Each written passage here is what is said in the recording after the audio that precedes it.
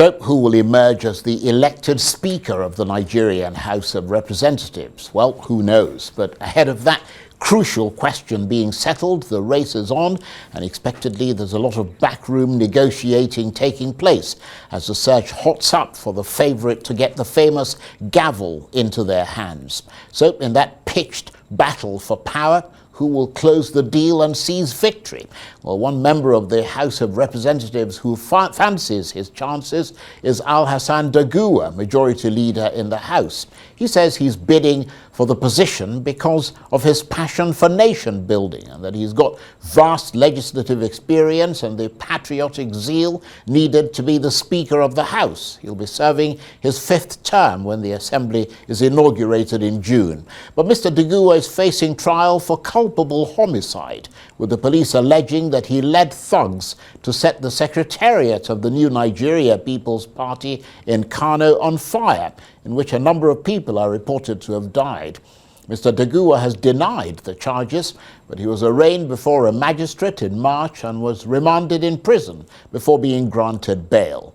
So in those circumstances, how suitable is he for the position of Speaker?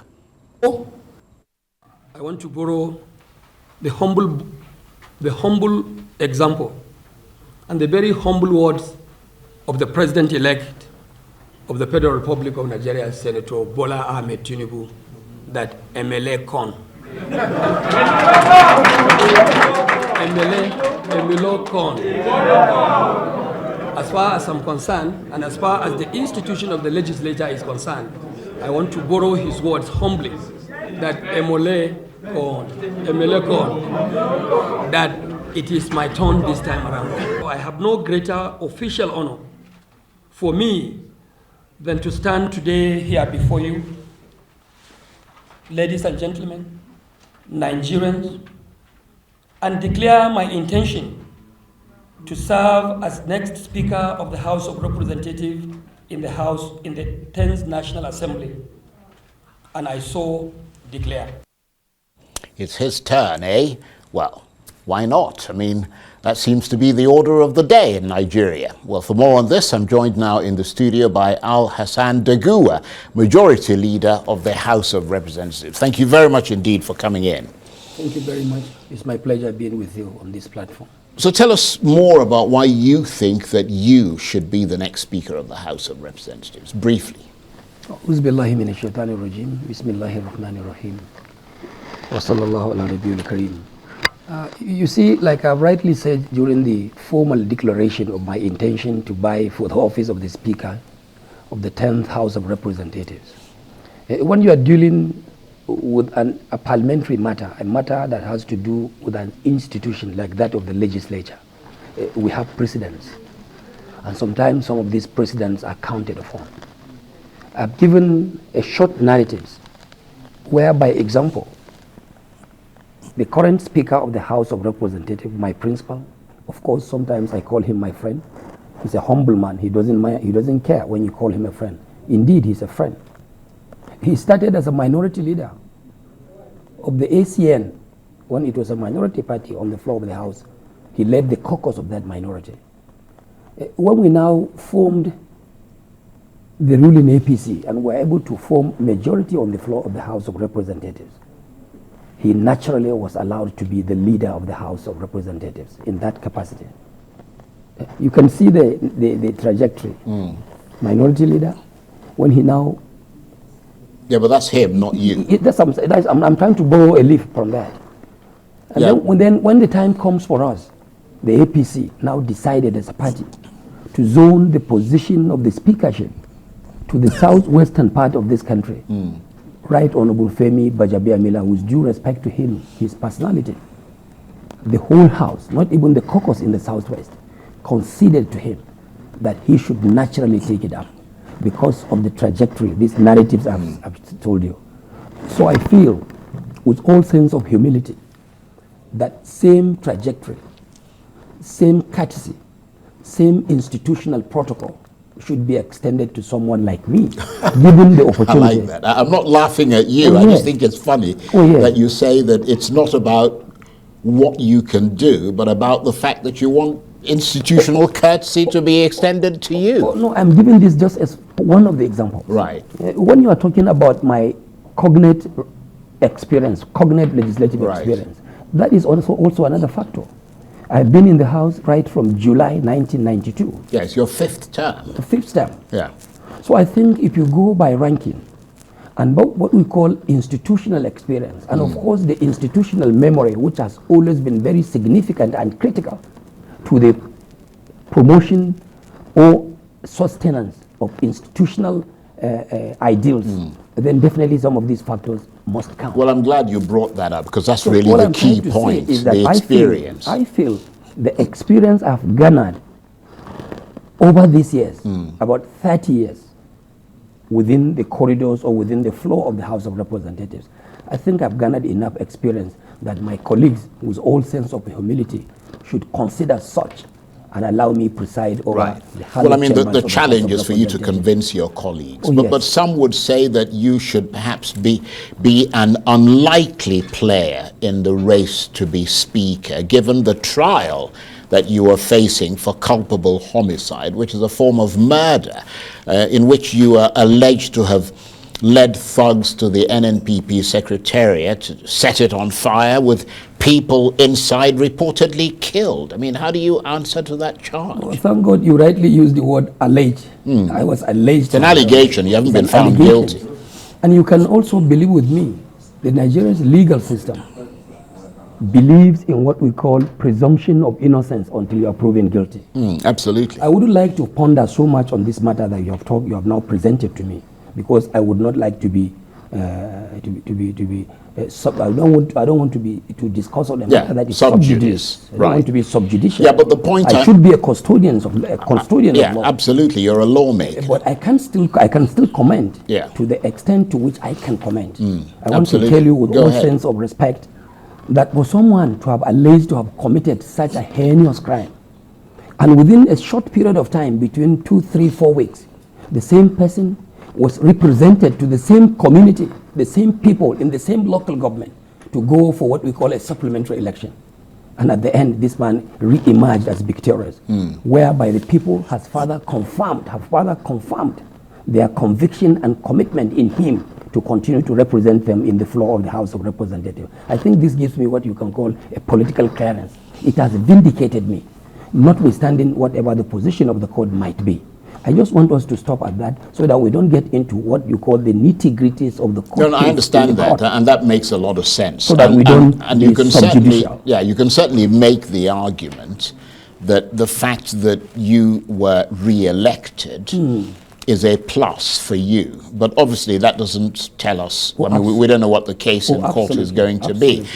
The point I'm making, though, is that given the sense of responsibility that you say that you carry on your shoulders as a respectable member of the House of Representatives who's garnered a lot of experience, don't you think you should step aside and not run for Speaker until your case is cleared? I mean, isn't that a mark of respect not just to your colleagues but to the people of Nigeria? No, I think it can only be a mark of respect when I observe the position of the law.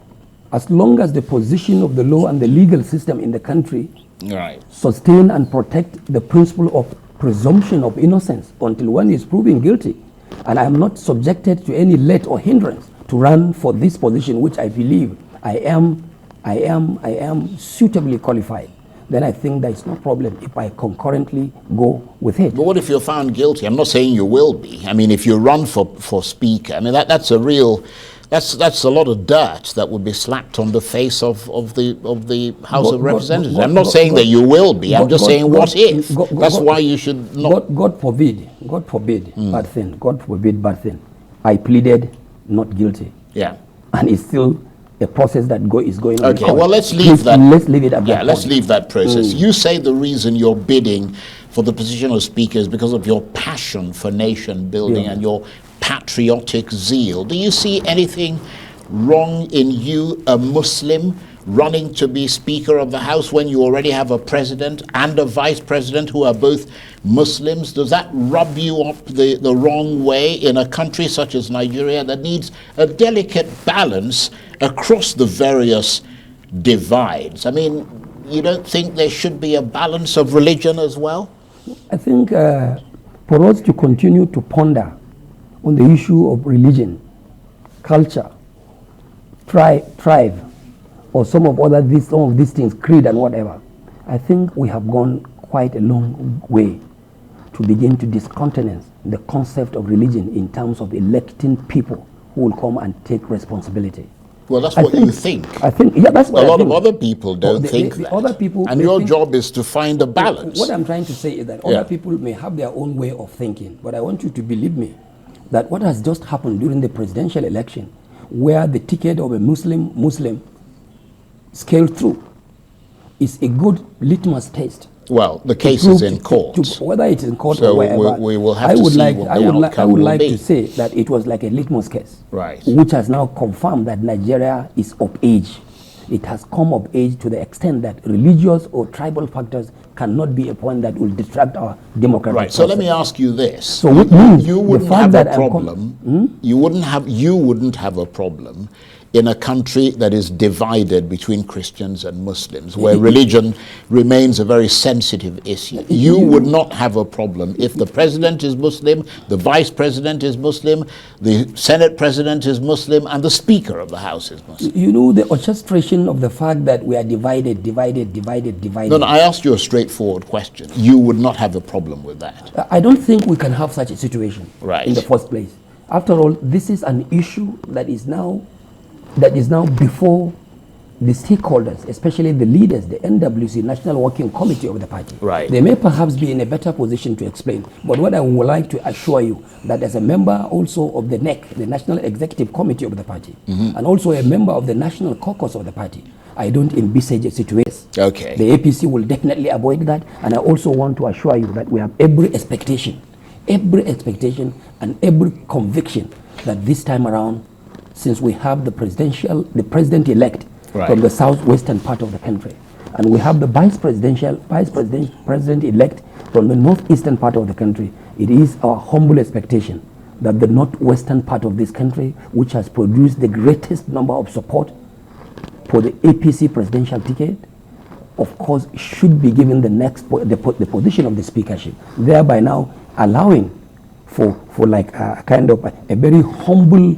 opening for the Senate presidency to now go to the South and, of course, to a Christian. Right. I believe this is a very good arithmetic, and I think it will work out and address some of these concerns. Well, I mean, listening to you, it does seem to have some, nuggets of logic there. Yes. But, I mean, you will be competing against at least 10 other aspirants who have declared interest in that position. How do you measure up against them? I'm not competing against 10 other aspirants. I want you to still go by my declaration speech. I made it abundantly clear, categorically clear, that as a party member, loyal party member, a man of establishment, a man that has been all along a politician, grassroots politician, I have every respect for what we call the party supremacy. So going by this argument, I said clearly in my declaration speech that I am vying for the position of the speakership of the 10th Assembly, predicating on the fact that when that position is zoned to the northwestern part of the country, which is my immediate political constituency. And in that case, I have no 10 other people I'm contesting with. I will be contending with only 2 other members. Right, because if it is zoned, if it is zoned. Yes. And the moment my party comes out through the chairman of the party or through the spokesperson of the party or any other authorized person to say, oh yes, today we have zoned the position of the speakership of the 10th House of Representatives, for example, to the northeastern part of this country, or to the southeastern part of this country, or to the north central. From that day, you don't even need to make any reference to me. Count me out of it. Right. Okay. So I will only run when that position is specifically I see the point. You've made that point. And in that case, I'm competing not with 10 others. Right. I'm competing so with you're a real party man. Yes. And whilst you're battling for the spoils of office in the APC, I mean, how worried are you that the members elect from the opposition parties, the PDP, Labour, NNP, and others, have formed an alliance with the aim of determining the leadership of the House? You see, formation of alliances by different political party caucuses is not a new thing. It is something that has been usual, even though sometimes in an unusual circumstances. This and so many other things will continue to spring up. But I want to believe that we will get to a crossroad, a road that you can call a crossroad. And when we get there, we sort it out. The smaller parties, sorry, with due respect to them, the minority parties who have now formed what you call like a coalition, I don't think they're doing that at the expense of unity or at the expense of our institutional precedents. They are doing that for progressive reasons. And when we come to elect our presiding officers, especially presiding officers, our rules do not allow for so much of political party or partisan discrimination. Well, I mean, they can vote however they want to. Every vote matters. Yeah. Whether an opposition vote or a vote of a ruling party member. Right. I want to just let you know that when we come to operate on the floor of the House on that day when we are proclaimed to elect our leadership, I want to believe that everyone will come up and the commitment to the nation, our motherland, Nigeria, will be over and above every other. Well, I mean, the point is that they are. I want to believe we can take advantage of some of those coalitions to forge ahead. Definitely, I want to believe. Well, their numbers they exceed your numbers at the moment. Their numbers is quite intimidating. Yeah, but that does not take away the fact that the tradition that it has to be a ruling party member. In any case, the opposition or the coalition of the opposition members could, of course, decide. Well, it's about voting, isn't it? It's about voting numbers. Oh, that's what I'm saying. If they beat you, then that's it. I want to believe that my respected colleagues from the coalition of the opposition parties, right, I want to believe, will defer to the APC. They will do that because that has been the tradition. Well, we'll have to wait. But they may want to oppose to pick a different APC candidate that might be different from perhaps the one nominated by the party. But an APC candidate has to be. Right. Okay. Your microphone's just fallen off there. Yes. But whilst you're getting your microphone together, let me just quickly say that there is a woman who is running for the speakership, Mariam Onuoha from Imo State. She's urging the men to stand down for her. I hope you can hear me. Yes. Yeah, there's a woman running for the speakership. Mariam Onuoha is her name. She's from Imo State. She's urging the men to stand down for her in the interest of the inclusion of women. She's a member of the APC, but I suppose that doesn't make a jot of difference to you, does it? You see, everyone may want to have his own approach. Mariam, of course, is a dedicated member of the floor of the House. She deserves to hold whichever position she aspires to hold. And she has her own style of approach as to how to lobby members to come and vote for her. But I think Mariam, as a party woman, a party member, would not believe, will also work in tandem with the position of the party. Yes, I see what you mean. If it's zoned elsewhere, Mariam will definitely concede and allow the party position to remain supreme.